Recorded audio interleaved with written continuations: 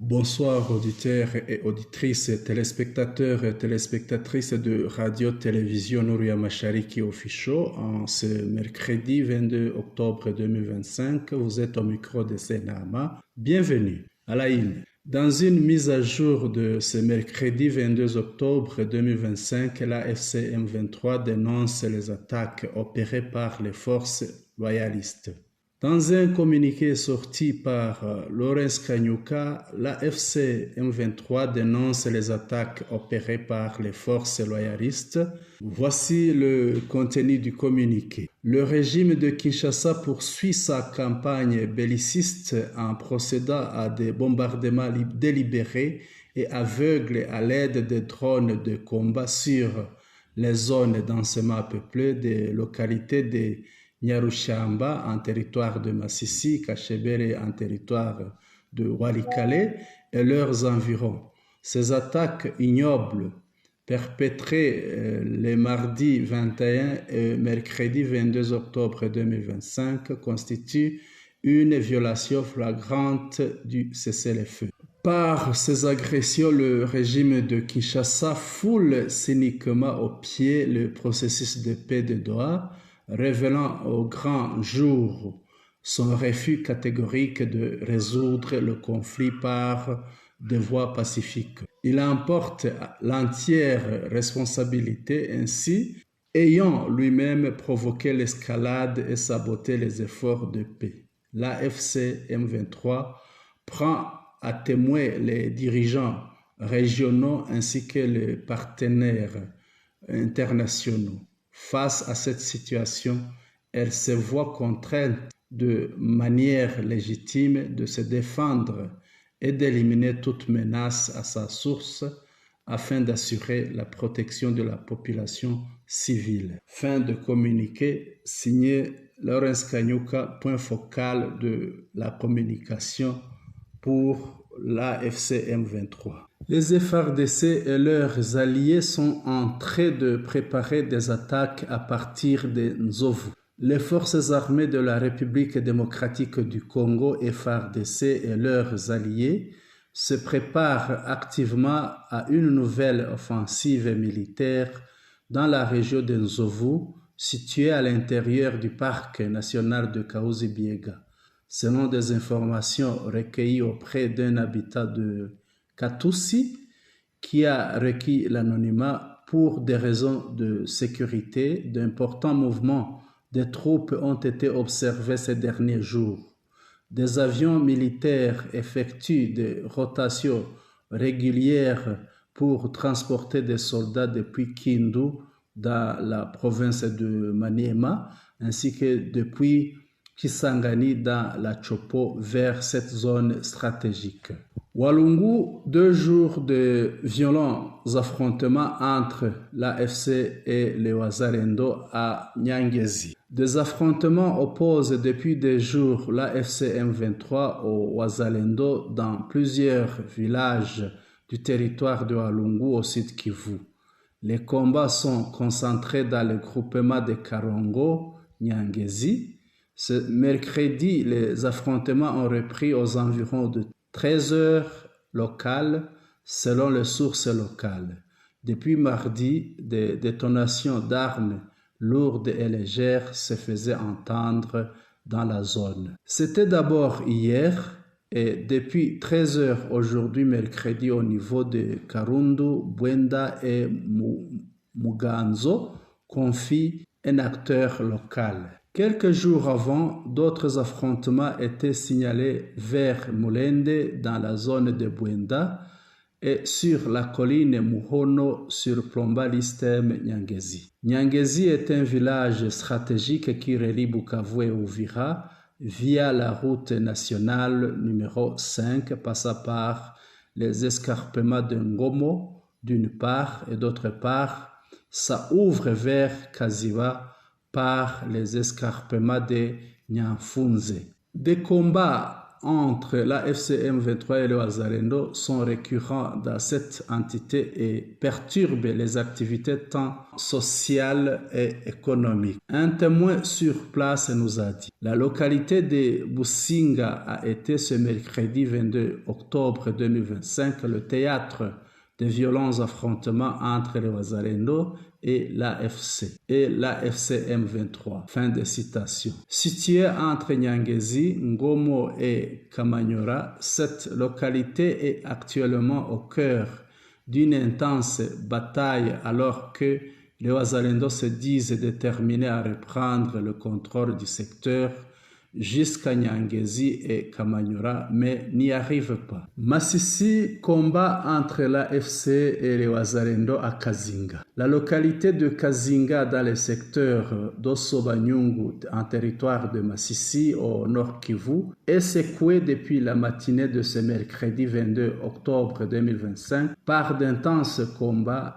entre l'AFCM 23 et les Wazalendo. C'est l'AFCM 23 qui est à l'initiative des affrontements selon les sources sur place. Des détonations d'armes lourdes et légères se faisaient entendre, semant la panique au sein de la population de Kazinga et des villages environnants. Tôt le matin de ce mercredi 22 octobre 2025, des affrontements entre les belligérants ont aussi été signalés à Ndete et Shoa dans la même zone, mais ici l'échange de tirs n'a pas duré longtemps, rapportent nos sources. Pour l'instant, dans la soirée donc, la situation reste encore volatile dans cette partie du territoire de Masisi devenu le théâtre des affrontements entre la FCM 23 et le Wazalendo depuis le mois d'avril dernier. Walikale. Un climat de peur à Kachebere, en territoire de Walikale, après le survol de drones des FARDC ayant occasionné d'intenses tirs de la part de l'AFCM 23. Une psychose règne ce mercredi 22 octobre 2025 dans la zone autour de Kachebere, en territoire de Walikale, au nord Kivu, après le survol de l'espace aérien par un drone des FARDC la nuit de mardi à ce mercredi 22 octobre 2025. La population vivant dans la zone a été réveillée vers 2 heures du matin par les vrombissements de cet engin militaire en patrouille aérienne la nuit. Selon les sources locales, la peur de la population a été surtout aggravée par la réaction de l'AFCM 23 qui contrôle cette partie de Walikale. Ils ont tiré des bombes à l'endroit de ces drones dans le but de l'abattre, mais sans succès. Ces bombes ont été tirées à partir des positions de Kachebere et Kasopo, d'après nos sources. Depuis plus d'une semaine, les drones des FARDC survolent plusieurs zones contrôlées par la FCM 23 à Walikale et Masisi, dans le nord Kivu. Dans la nuit de lundi à mardi, cet engin militaire a bombardé 2 positions de la FCM 23, notamment près de Kalembe, en territoire de Masisi, et Ihura en territoire de Walikale. Walikale toujours. Encore de commerçants pillés à Lukoma par des présumés Wazalendo. Un convoi de commerçants en provenance de Goma à destination de Walikale avec leurs marchandises est tombé dans une embuscade de présumés miliciens Wazalendo du groupe Alliance des Patriotes pour un Congo libre et souverain, APCLS, ce mardi 21 octobre soir à Rukoma dans le groupement de Luberiki, territoire de Walikale au nord Kivu. Selon les victimes de ce pillage, les auteurs étaient une dizaine, étaient munis de AK-47. Les victimes indiquent qu'une grande partie de leurs marchandises et de l'argent ont été emportés par les pillards. Cette information est confirmée par des sources coutumières et administratives locales. Selon ces dernières, la zone de Lukoma est devenue le point de pillage sur le tronçon routier Walikale-Kachebere. La semaine dernière, 3 cas de pillage ont été enregistrés à cet endroit, les Wazalendo sont pointés du doigt comme principaux auteurs de cette situation, bien que la zone soit sous contrôle de l'AFC M23. Sud Kivu. Le général Jean-Jacques Kabamba prend la tête de la 33e région militaire.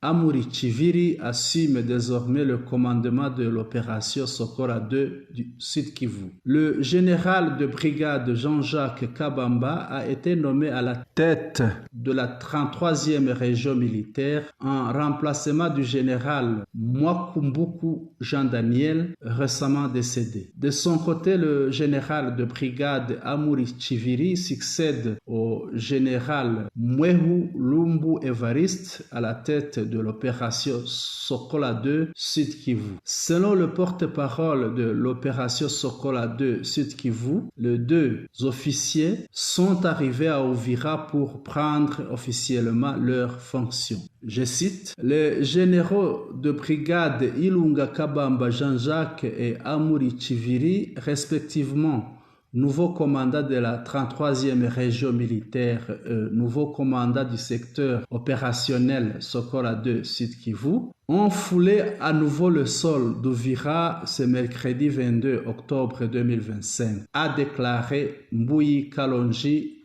Reagan, porte-parole des opérations Sokola 2 Sud Kivu. Le général Kabamba est arrivé à Uvira via la frontière de Kavimvira en provenance de Bujumbura, selon l'armée. Il a été accueilli par plusieurs officiers de la 33e région militaire. Cette nouvelle mise en place intervient dans un contexte de conflit marqué par la libération de la ville de Bukavu et de ses environs par l'AFC M23. Kinshasa, des militaires dont un portant le grade de colonel ont commencé à être jugés pour avoir déshabillé une femme de force. Le tribunal militaire de grande instance de la République démocratique du Congo a ouvert le 20 octobre 2025 le procès de 8 militaires accusés d'avoir déshabillé une femme parmi les braqueurs qui avaient attaqué une succursale de la Royal Bank à Kinshasa. Le 16 octobre,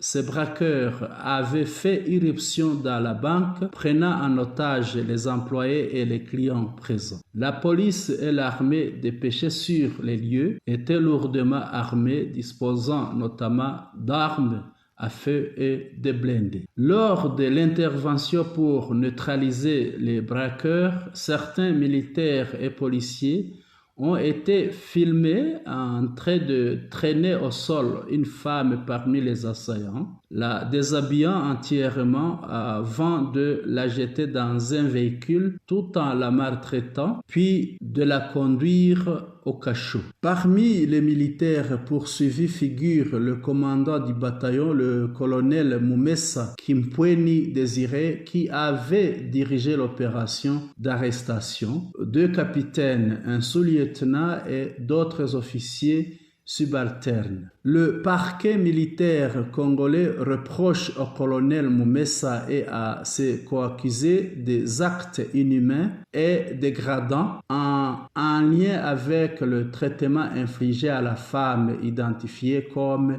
Honorine Poch, de nationalité allemande. Lors de l'audience du 21 octobre, le colonel Mumesa a reconnu avoir ordonné l'arrestation de cette femme dans la succursale de la Royal Bank à Kinshasa et admis l'avoir interrogée personnellement dans son bureau. L'adjudant Kamenga Jacques est, quant à lui, accusé d'avoir filmé la scène où Honorine était déshabillée par ses collègues militaires et d'avoir diffusé ces images sur les réseaux sociaux, ce qu'il a toutefois nié. Le procès s'est poursuivi ce 22 octobre 2025 avec l'audition des accusés qui ont présenté leurs moyens de défense. Le vice-premier ministre de la Défense en visite au Brésil pour renforcer la coopération militaire et explorer les opportunités de modernisation des FARDC. Dans le cadre du renforcement de la coopération militaire, le vice-premier ministre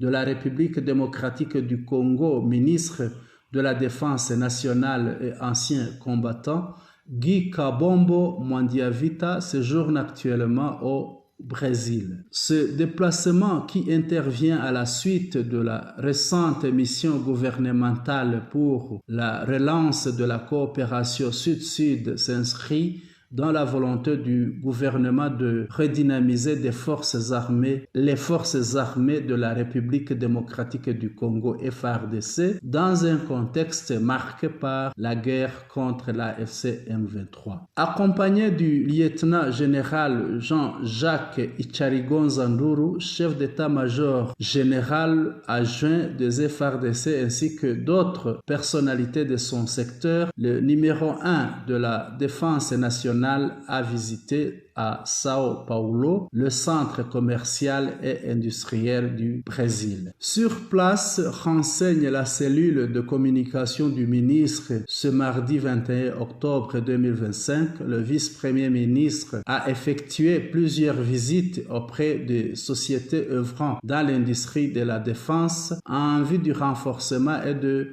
modernisation des équipements militaires. Je cite, chez Embraer, une entreprise aérospatiale forte de plus de 5 décennies d'expérience dans le domaine de l'aéronautique, de la défense et de la sécurité, Guy Kabombo Mwandiavita et sa suite ont assisté à une démonstration d'équipement militaire de dernière génération. Cette visite a été suivie de séances de travail avec plusieurs responsables de l'industrie de la défense brésilienne, précise le cabinet du ministre de la Défense nationale et ancien combattant. Toujours selon la cellule de la communication, le programme du séjour du vice-premier ministre au Brésil prévoit un tête-à-tête avec son homologue brésilien José Muccio Monteiro, ainsi que la signature d'un accord de coopération militaire faisant suite